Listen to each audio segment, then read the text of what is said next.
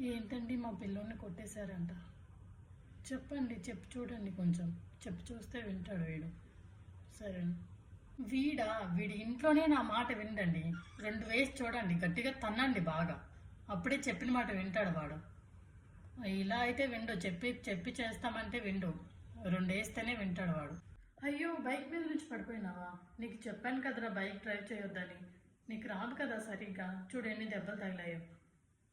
ఇంకెప్పుడైనా అవసరం ఉంటే క్యాబ్ బుక్ చేసుకొని వెళ్ళు, సరేనా? వెళ్ళి రెస్ట్ తీసుకో. బాగా అయిందా?